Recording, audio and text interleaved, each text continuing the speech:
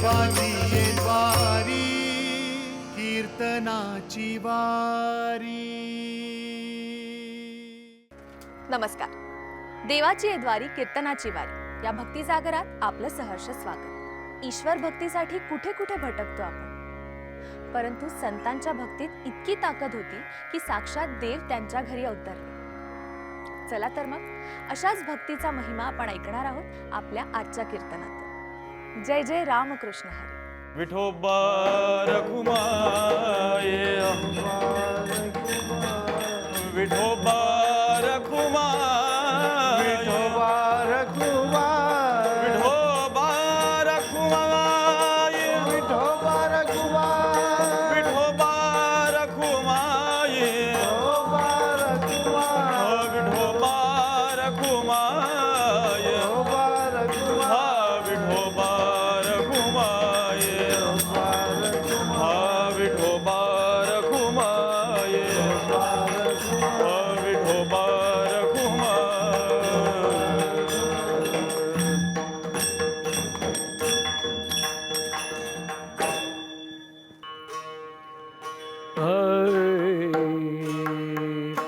रामकृष्ण हरे.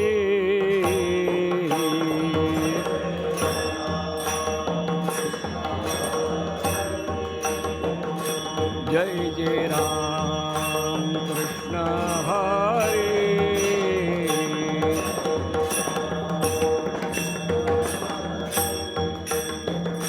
जय जय राम कृष्ण हरे.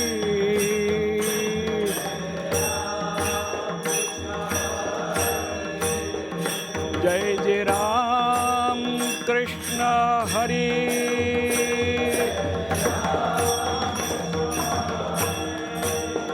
जय जय राम कृष्ण हरे.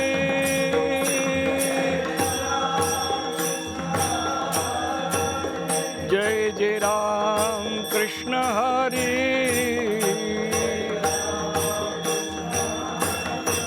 जय जय राम कृष्ण हरे. हरि हरि जय जय राम कृष्ण हरि. हरि जय जय राम कृष्ण हरि. हरि जय जय राम कृष्ण हरि. जय जय राम कृष्ण हरि. हरि जय जय राम कृष्ण हरि.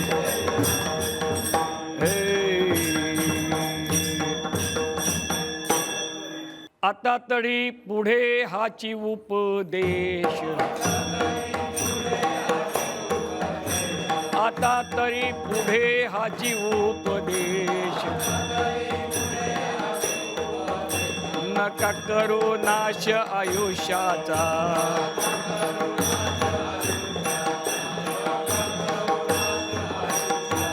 सकळांच्या पाया माझे दंडवत. आपुलाले चित्त शुद्ध करा.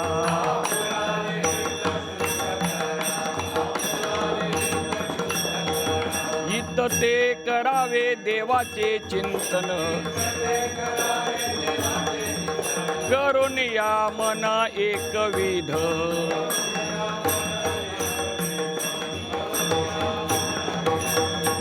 तुका म्हणे हित होय तो व्यापार.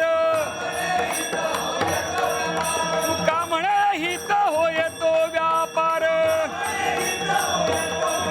करा काय फार शिकवावे.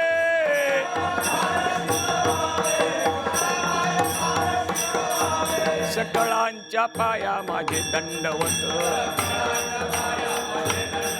सकळांच्या पाया माझे दंडवत. आपुलाले चित्त शुद्ध करा.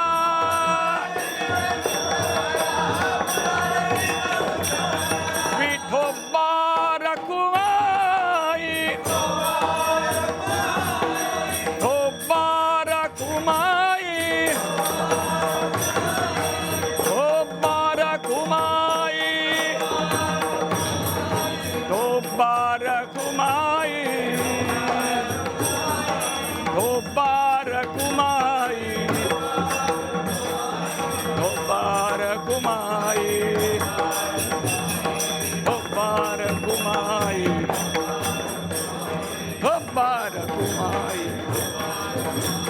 विठोबा रखुमाई विठोबा रखुमाई विठोबा रखुमाई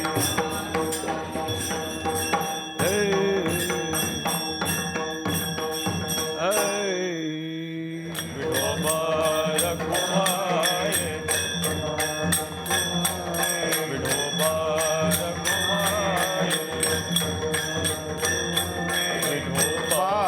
रघुमाई विठोबा रखुमाई विठोबा रघुमाई विठोबा रखुमाई विठोबा रघुमाई विठोबा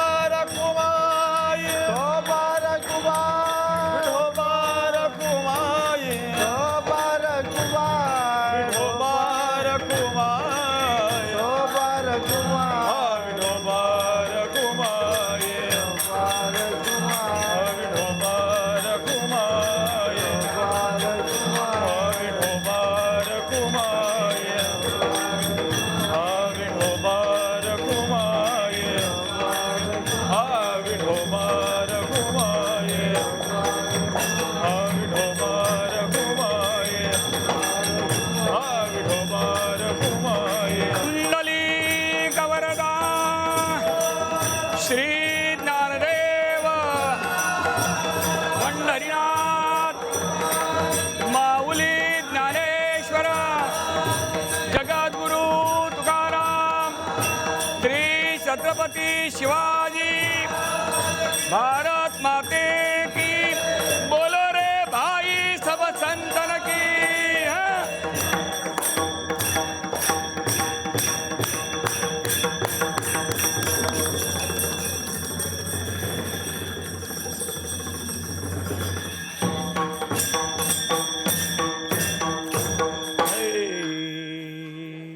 आता तरी पुढे हाची उपदेश नका करू नाश आयुष्याचा सकळांच्या पाया माझे दंडवत आपुलाले चित्त शुद्ध करा हित ते करावे देवाचे चिंतन करून या मन एकविध सकळांच्या पाया माझे दंडवत आपुलाले चित्त शुद्ध करा तुका म्हणे लाभ होय तो व्यापार किंवा तुका म्हणे हित होय तो व्यापार करा काय फार शिकवावे सकळांच्या पाया माझे दंडवत आपुलाले चित्त शुद्ध करा पांडुरंगा करू प्रथम नमन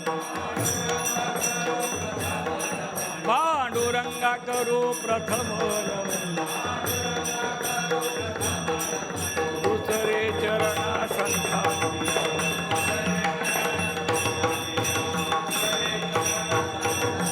त्यांच्या कृपा दाने कथय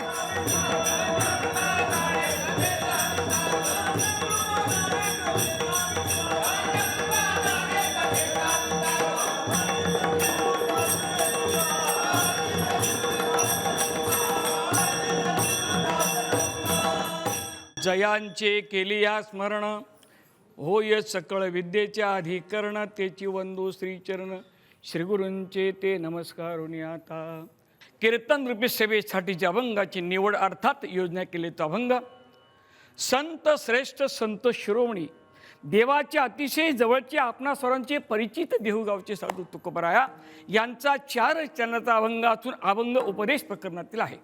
जगामध्ये अनेक उपदेश करणारी मंडळी आपल्याला वारंवार भेटतील, परंतु उपदेश कुणी करावा, उपदेश कसा करावा, उपदेश का करावा, उपदेश कुणाला करावा असे 4 पैलू पाडता येतील. उपदेश कुणी करावा, जे परिपूर्ण झालेले आहेत, परमार्थिक जीवनामध्ये ज्यांनी परिपूर्ण परमार्थ केलेला आहे ते उपदेशाचं ज्ञानी हे वर्म जाणून आले लोटांगणी चांगदेव यांनी उपदेश करावा, किंवा आमचे विरक्ती असणारे तुकोबराय यांनी उपदेश करावा, आधी सर्व साधू संतांनी उपदेश करावा. आमच्यासारख्या बुवांनी महाराजांनी कुणाला उपदेश करण्याच्या भानगडीत पडू नये बोलावं तुम्ही का. आम्हीच परिपूर्ण नाहीत ना मंडळी, संत परिपूर्ण आहेत, देव परिपूर्ण आहे, त्यामुळे संतांनीच उपदेश करावा, मग संतांचाच अभंग उपदेश पर घ्यावा अशी नम्रतेची विनंती. विठ्ठल विठ्ठल.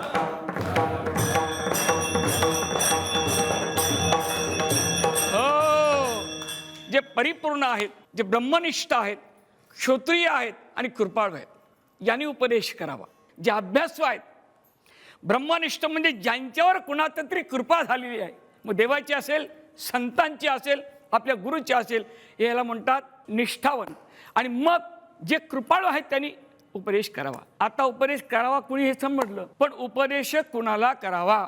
जो आपल्या जीवनामध्ये काही करू पाहतोय आणि आपल्याकडे शरणागती घेऊन आलेला आहे, ज्याला काहीतरी पाहिजे अशी अपेक्षा आहे, त्याला उपदेश जरूर करावा. माऊली, उपदेश का करावा? तर एखाद्या सर्वसामान्य माणसाचं भलं व्हावं, नरदेहाची योग्यता ज्यांना कळाली असेल त्यांनी कळून घ्यावी आणि या नरदेहाच्या योग्यतेचं सार्थक करण्यासाठी किंबहुना होण्यासाठी उपदेश करावा. विठ्ठल विठ्ठल विठ्ठल विठ्ठल विठ्ठल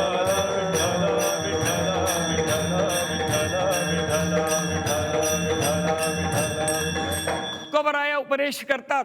काय महाराजांची योग्यता आहे?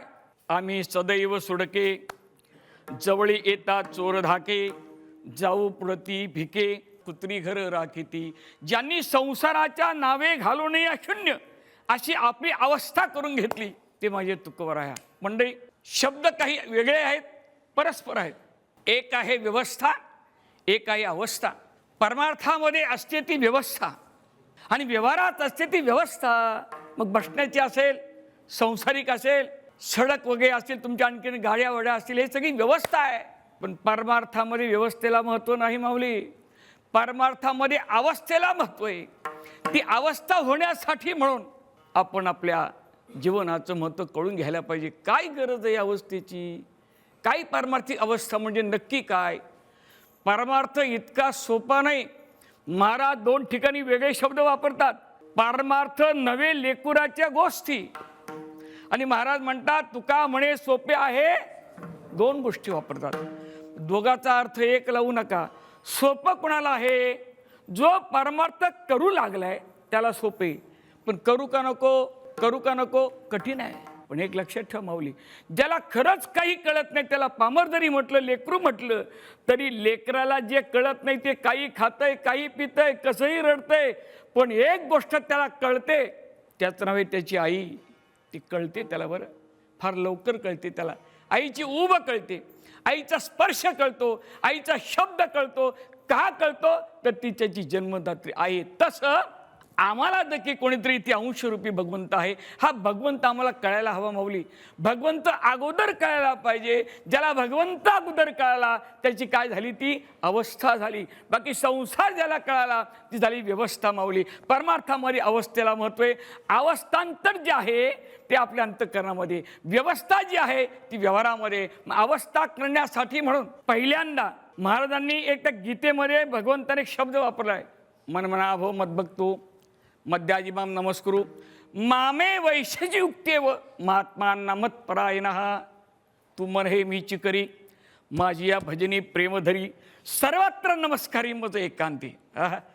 भगवंत अर्जुना सांगता, अर्जुना तू तुझं मन एक कर, तू मन हे मीच करी माझी ये भजनी प्रेमधरी, आणि मग सर्वत्र नमस्कारी मज एकांते. एकांतात बस, नमस्कार कर आणि मलाच आठव.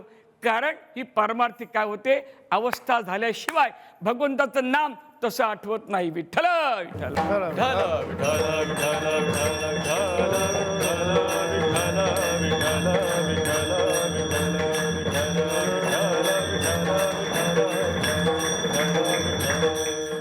जगामध्ये अनेक माणसं उपदेश करणारी आहेत, अनेक माणसं आहेत, पण तो उपदेश आपल्या हिताचा आहे की नाही हे कळण्यासाठी देखील आपली अवस्था तयार व्हायला पाहिजे.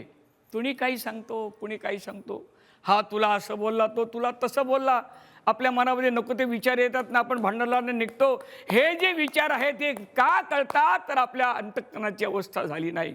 म्हणून विचार फक्त संतांचे ऐकायचे, विचार फक्त सदलोकांचे ऐकायचे, विचार फक्त वरिष्ठांचे ऐकायचे, विचार आई वडिलांचे ऐकायचे, विचार गुरुजींचे ऐकायचे, आणि विचार फक्त आणि फक्त संतांचे ऐकायचे. विठ्ठल विठ्ठल विठ्ठल.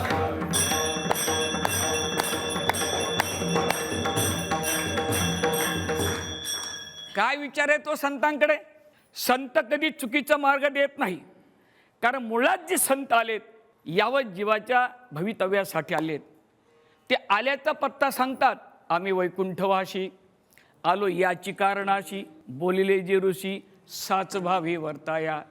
झाडू संतांचे मार्ग, म्हणजे जे संत ज्या वाटेने गेले, अर्थात संत वाट नाम विचार, ज्या विचाराने संत गेलेत त्या विचाराने आपण जर गेलो तर नपडे गुंता कुठे काही, आपल्या जीवनामध्ये कुठे गुंता पडणार नाही. असे माझे संत तुकोबराया जनतेला उपदेश का करतात? कारण उडत हे जन न देखवे डोळा, येतो हिताचा कळवळा, पडती हाती काळा, म्हणून या उपदेश करावा. विठ्ठल विठ्ठल.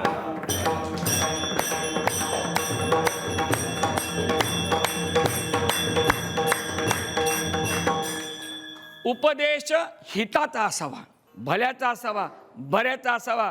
माझे तुकोबारांनी जगाचा अनुभव घेतला, नाही स्वतःच्या जीवनाचा अनुभव घेतला. 7 पिढ्यांचा त्यांचा अनुभव आहे. देवाशिवाय दुसरं जगामध्ये काही नाही. म्हणून ते तुकोबाराय सांगतात, या अभंगाच्या पहिल्या चरणामध्ये उपदेश करतात. आता तरी पुढे हाची उपदेश, आता तरी पुढे हाची उपदेश, आता तरी पुढे हाची उपदेश, आता तरी पुढे हाची उपदेश. नका करू नाश आयुष्याचा, नका करू नाश आयुष्याचा, सकळाचा मायामध्ये दंडवत, सकळाचा मायामध्ये दंडवत. नाश करू नका सांगताना महाराज काय म्हणतात? नका करू नाश. पण सांगताना कसे सांगतात? उपदेश करताना हे कर, ते कर, हा उपदेश नाही होत. महाराज सांगतात कसे? महाराज म्हणतात का तुमचं जीवन वाया जाऊ नये म्हणून मी उपदेश करतोय. महाराज म्हणतात का तुमचं आयुष्य जे दिलं, आयुष्य बघा, प्रत्येक युग परत आयुष्य बदलत गेलं. प्रथम युगामध्ये आयुष्य होतं 1,00,000 वर्ष. दुसरा युग निघाला, 1 शून्य गेला. किती राहिले? 1 शून्य गेल्यानंतर 10,000 राहिलं. तिसरं युग निघालं, 1 शून्य गेला, 1000 वर्ष. द्वापार युगामध्ये 1 शून्य गेला. कलियुग निघालं, वर्ष किती? आता आपण त्या देवाला आणि शास्त्राला विनंती करू, आता शून्य घालवू नको. एवढं छोटं आयुष्य, फक्त 100 वर्षाचं, या आयुष्यामध्ये आम्ही जर वाया घालवलं, आयुष्य वाया का जातो? आयुष्याचा नाश का होतो? बरं काय महाराजांच्या लक्षात आलं बघा. 100 वर्षाचं आयुष्य, त्याच्यामध्ये अर्ध रात्र गणिले ते शतवर्ष, शतवर्ष गणिले, पण अर्ध रात्र अर्धी गेली रात्रीमध्ये, दिवसामध्ये राहिली 50 वर्षे. त्यामध्ये बालत्व, पीडा, रोग, क्षय ही दुखणी आहेत.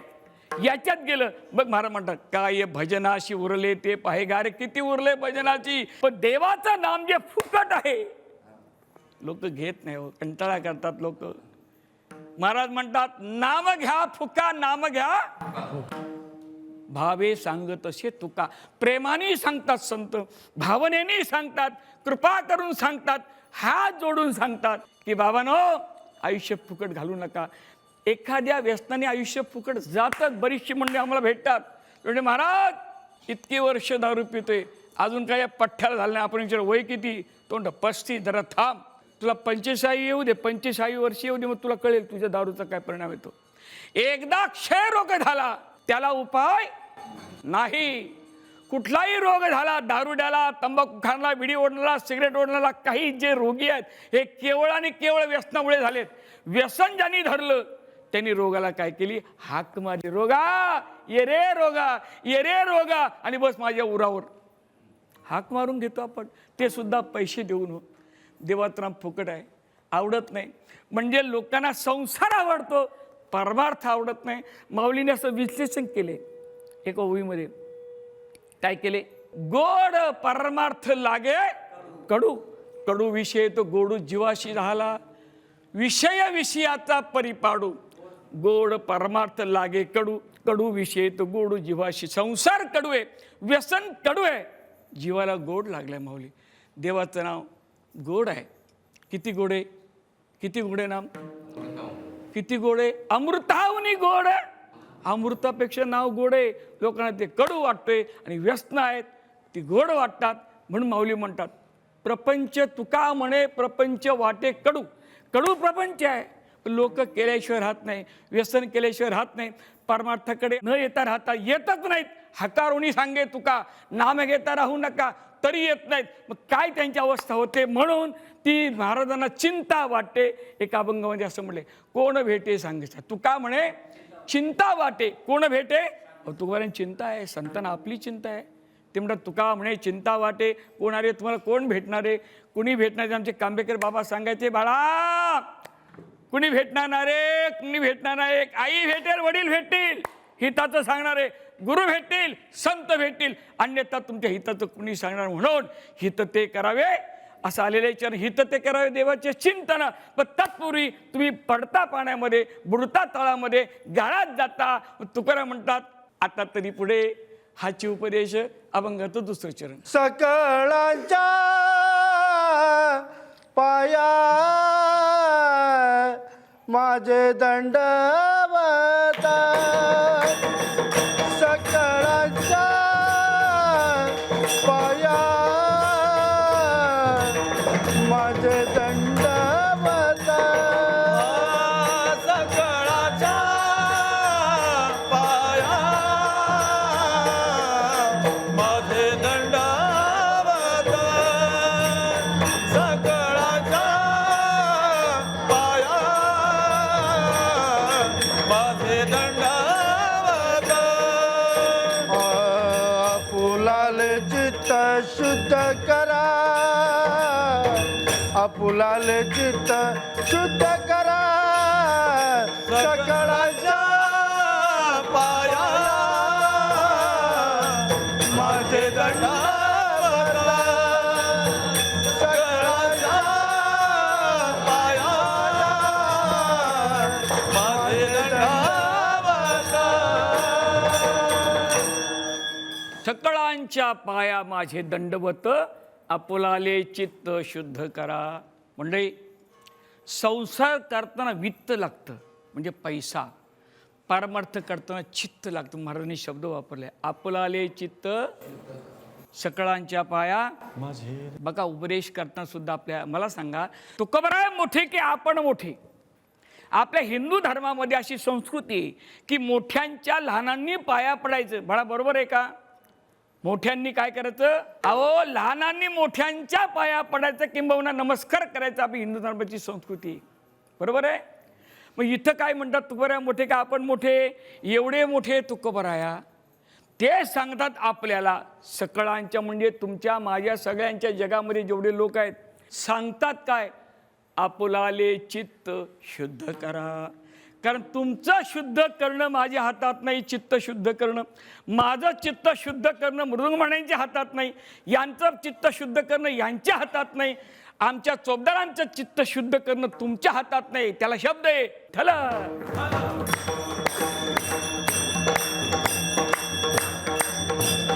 महिलांना सुसंस्कृत करणं अतिशय चांगलं आहे. आणि आम्ही नेमकं मुलगी झाली की आम्ही काय करतो वाईट वाटून घेतो. मुलगा झाला की आनंद वाटतो. मंडळी मुलगा होऊ नये याच्यातलं मी नाही. मुलं असावेत पण मुलं कशी असावीत. ऐसा पुत्र रे गा गुंडा त्याचा तिन्ही लोकी झेंडा. कन्या तरी ऐशी देई जैसी मीरा मुक्ताबाई. जर हे दोन्ही जर देवा तुला द्यायचं नसेल तर महाराज म्हणतात आईशे न देवे तुझ्याने तरी करी गा माझे निसंतान. काय छाती असेल बोलण्याची हो. नको मला मुलगा मुलगी. तुला असं द्यायचं नाही ना अजिबात मुलगा नको ना मुलगी नको. मला निपुत्रिक ठेव. निसंतान म्हणजे निपुत्रिक ठेव. काय मागण्याचं का. कारण परमार्थिक जर मुलं असतील तर महाराज म्हणतात देवाला त्याचा हेवा वाटतो. कुळे पुण्यापत्र होती जे सात्विक तयाचा हरिख. हरिख या शब्दाचा अर्थ आनंद. तुमची जर मुलं चांगली निघाली तर आई वडिलांना शेजाऱ्यांना पाहुण्यांना आजोबांना आनंद होईल ते नवल नाही. देवाला हरिख म्हणजे आनंद वाटतो. अशी प्रजा तयार करा माऊली. आणि अशी होत नाही हा कळवळा येतो. महाराज म्हणतात सकळांच्या पाया माझे दंडवत आपुलाले चित्त शुद्ध करा. कारण चित्त जर शुद्ध झाले, चित्त शुद्ध झाला तर परमार्थ आहे.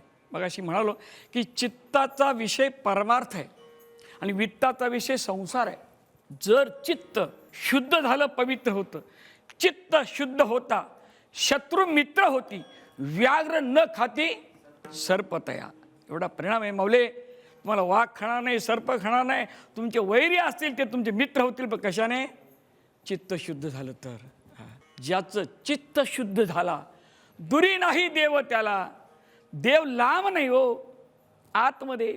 ममे वंश जीवलोके जीव होतो सनातना मना शस्तानी इंद्रियानी प्रकृती स्थानी करिष्यती. कर्षणी म्हणजे राहणे. या प्रकृतीत जिथे धर्म आला तिथे जीवात्मा आहे, तिथे चलन वलन आलं तिथे भगवंताचा अंश आहे. अंश आहे, भगवंत नाही. मग ते अंशरूपी भगवंताला तिथे जर आणायचं असेल तर काय करावं लागेल? चित्त शुद्ध करावं लागेल, पवित्र करावं लागेल.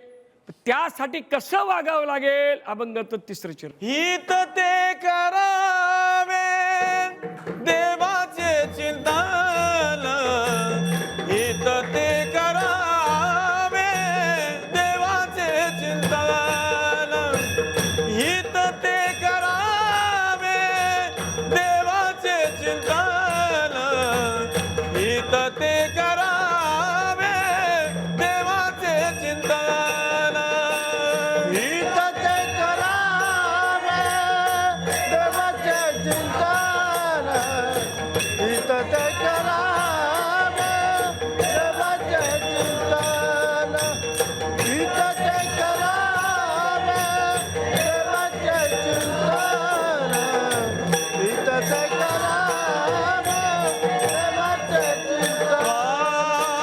करुनिया मन शुद्ध भावे, करुनिया मन शुद्ध भावे, करुनिया मन शुद्ध भावे, करुनिया मन शुद्ध भावे. सकळांच्या पाया माझे दंडवत, सकळांच्या पाया माझे दंडवत, सकळांच्या पाया माझे दंडवत, सकळांच्या पाया माझे दंडवत. शब्द आलाय तिसऱ्या चरणामध्ये हित. हित म्हणजे फायदा. माणसाला व्यवहारातलं हित लगेच कळतं माऊली. उदाहरण सांगू का? हित म्हणजे फायदा. समजा वडील वारले, जर वडील वारल्यानंतर मुलगा लगेच आपलं एखादी काही इस्टेट असेल किंवा घर असेल तो नावावर करायचा, हित आहे की त्याच्यामध्ये फायदा आहे की नाही माऊली? महाराज म्हणतात ते हित काय मगाशी म्हणालो कोणी करू शकतो. शेजारी करेल, पत्नी करेल, मावशी करेल, काकी करेल. आपल्या काही म्हणी आहेत बघा, माय मरो आणि मावशी. कारण ती मावशी काय करते? आईची माया देते ना, देईल ना, देते की नाही? देते. मग हे जरी असं असलं तर तो हित आहे, तो व्यवहारातला हित आहे. इथे महाराजांचा जो शब्द आहे हित ते करावे देवाचे, देवाचं चिंतन करण्याचे हित आहे, या हितामध्ये नाही. काय देवाच्या चिंतनामध्ये हित आहे? चिंतने, चिंतने तद्रुपता. हो, देवाच्या चिंतनानं तद्रुपता म्हणजे एकांत मन होतं. आणि एकदा ते मन एकविध झालं, तिथे एकविध शब्द आहे, दुसरा विषय नाही त्या मनामध्ये. तो माझं व्हावा, तो माझं व्हावा, 2 दिवसातनं व्हावा असं आहे का? महिन्यातनं व्हावा, 1 तासाने व्हावा, वेळोवेळी व्हावा पांडुरंग. आता किती वेळा आहेत दिवसातनं? आयुष्याच्या वेळा किती आहेत? या वेळोवेळी 2 शब्द आहे, वेळोवेळी व्हावा पांडुरंग. पांडुरंग नाम आता कलियुगामध्ये असणार देवाचं नाव आहे. मगाशी मी तुम्हाला 4 युगाची माहिती दिली. ह्या कलियुगामध्ये फक्त आणि फक्त पांडुरंगाला महत्त्व आहे. पांडुरंगाला दर्शन करून फूल वाहिलं, केशव प्रतिगच्छती. ते फूल तिकडे जाऊन मिळतं बाबा. कुठे? अक्षदा वाहिलीत पार विष्णूपर्यंत जातं. कारण हे अवतार आहेत देवाचे, हे देवाचे अवतार आहेत. या अवतारामध्ये या कलियुगामध्ये फक्त आणि फक्त पांडुरंग देव आहे, बाकी देव नाहीत का? आहेत ना माऊली. आता दत्त जयंती आली, गणेश जयंती नाही का? आहेत ना. पण महाराज म्हणतात तुकोबा म्हणतात की विष्णू आणि गणपती वेगळा, विठ्ठल गणपती नव्हे दुजा, दुसरं नाही भाव. दत्त माझा गुरु, दत्त माझे, हे गुरु आहेत सगळे. देव नाहीत का? सगळे देव आहेत. पण ज्याला मोठा देव म्हणतात, अवतार घेणारा देव आहे, जो तुमच्या हाकेला धावतो, तो देव म्हणजे पांडुरंग परमात्मा. विठ्ठल विठ्ठल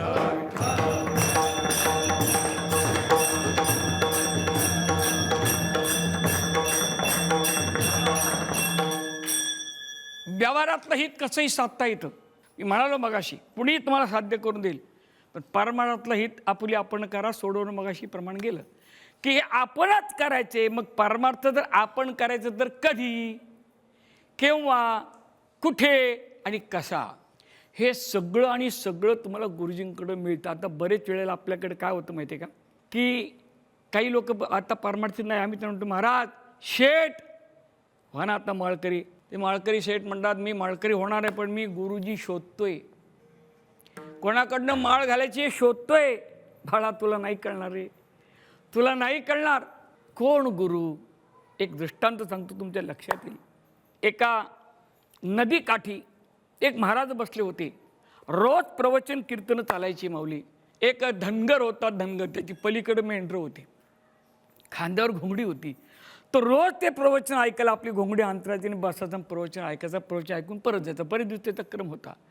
एक दिवस त्याच्या मनात आलं आणि महाराजांना म्हणतं महाराज मला माळकरी व्हायचे, मला काहीतरी मंत्र द्या. महाराज म्हणतं काय मंत्र देऊ, तुला आवडती गोष्ट कोणी? माझी घोंगडी म्हणे. जा दिला मंत्र. काय दिला मंत्र? ही घोंगडी ना तुझी, माझी काठी घोंगडी भली. आणि हेच मंत्र मला गुरुजींनी दिली. हाच मंत्र गुरुजींनी दिला मला. हाच माझा कांबळा भला, हाच मंत्र गुरुजींनी दिला. एवढं तो पाठ, माझी काठी कांबळा भला, हाच मला गुरुजी मंत्र दिला. हाच मंत्र तो पाठ करत गेला. बरेच दिवस झाले. तिकडनं त्याला उशीर झाला. उशीर जाऊन जायचं कसं, नदी पूर आलेला होता. पण त्यांनी काय केलं, आपले ते कांबळा होता, घोंगडी होती, त्याची नदीवर पाण्यावर ठेवली आणि पाण्यावर बसला. तो म्हणतो गुरुजी मला मंत्र दिला. आणि गुरुजी मंत्र म्हणाले या मंत्राचा जर ध्यास घेतला तर तुला भवसागर तरुण जाता येईल. आता भवसागर जर तरुण जाता येतं, भवसागर म्हणजे कळलं का, जन्म मृत्यू रूपी तरुण जाता येतं. अरे इथं साधी नदी आहे, का जाणार नाही? केवळ काय झालं त्याचं, इथं ते करावे, देवाचं चिंतन केलं, गुरुचं चिंतन केलं. कांबळा अंतरला, वर बसला, गुरुचा मंत्र म्हणला आणि इकडनं तिकडं पटकन गेला. तो आपलं स्वतःचं मन एकविध करायचं म्हणजे स्थिर करायचं. त्याला एक वाक्य आहे, ठाईच बैसोरी करा एक पण आवडी अनंत अळवावा. अनंत नाम देवाचं नाव आहे. आवडीनं प्रेमानं जर त्या देवाचं नाम घेतलं तर तो देव जो चित्तात आहे अंश रूपाने तो प्रगट होतो, तुम्हाला दर्शन देतो. माऊली विठ्ठल विठ्ठल.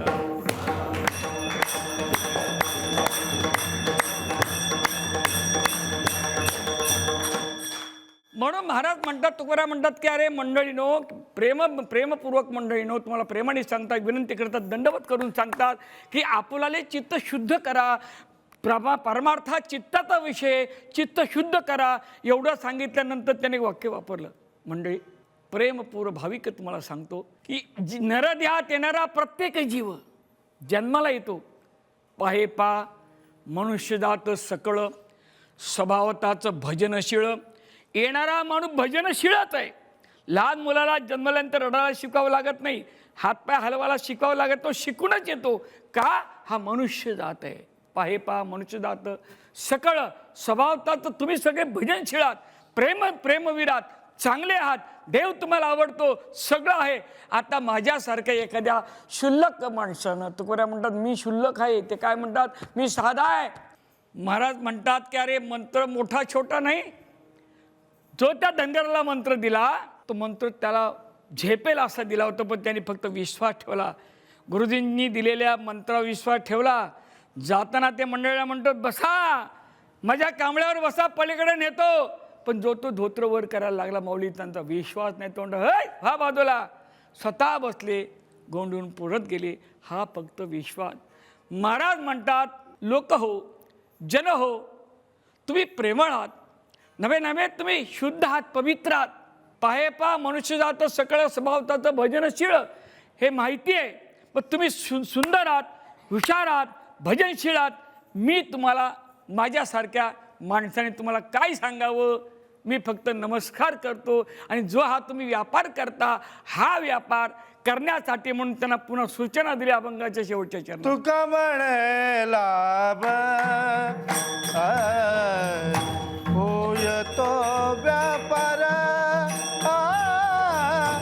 तुका म्हणे लाभ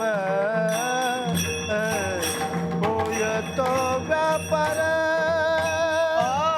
तुका म्हणे लाभ होय तो व्यापार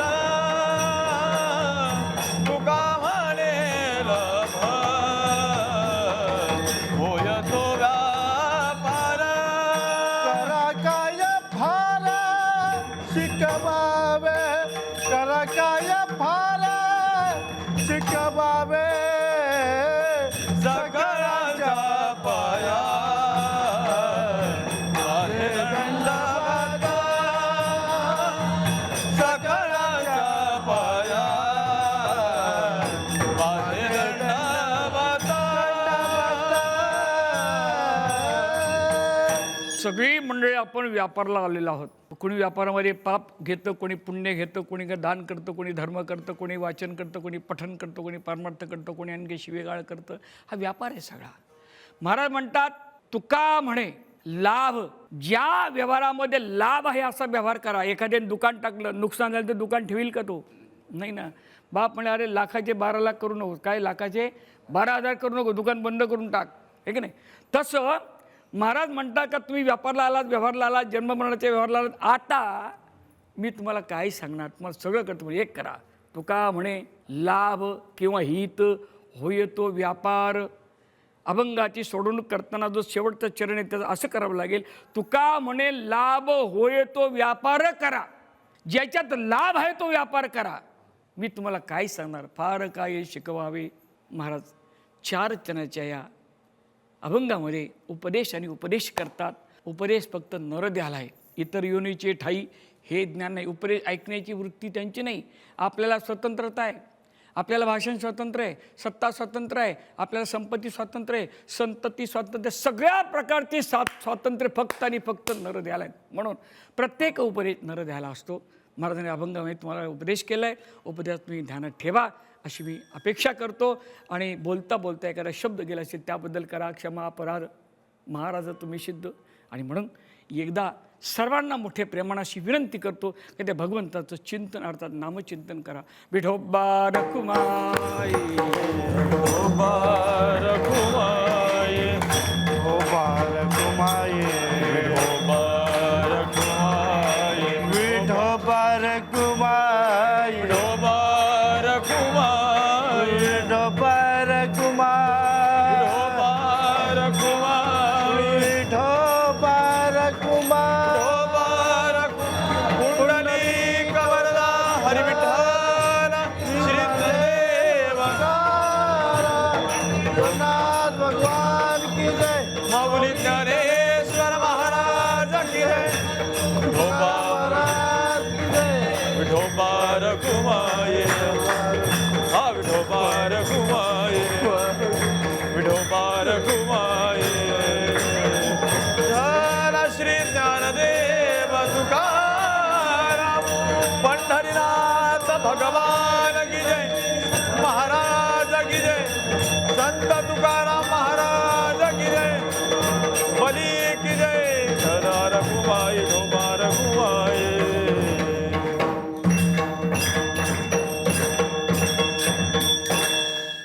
अभंग उपदेशपर आहे. महाराजांना वाटलं यावं जीवाला उपदेश करावा. या अभंगाद्वारे उपदेश आपल्यापर्यंत आला आणि महाराजांच्या या अभंगावर चिंतन करण्याचा मी आपल्या सर्वांच्या आशीर्वादाने प्रयत्न केला.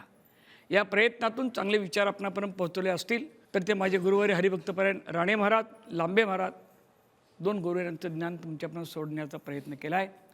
चांगले विचार आयुष्याच्या शेवटच्या श्वासापर्यंत जपून ठेवा. काही चुकलं असेल क्षमा करा, चांगला असेल विचार मनात ठेवा आणि आपलं आयुष्य सुखमय जावा अशी विनंती करून त्या माऊलीचं एकदा भजन करू. ज्ञानेश्वर माऊली ज्ञानेश्वर माऊली ज्ञानेश्वर ज्ञानेश्वर माऊली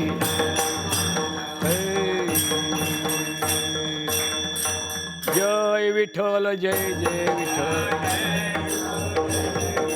जय विठ्ठल जय जय विठ्ठल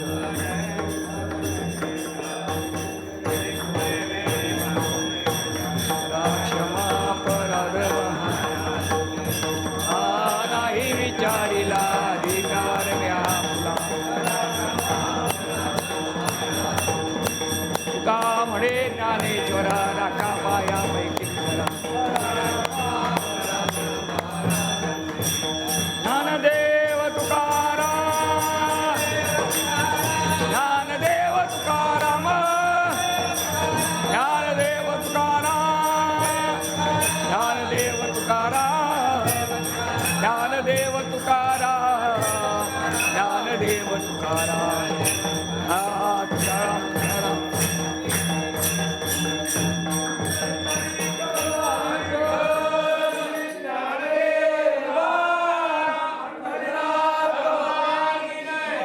ज्ञानेश्वर महाराज की जय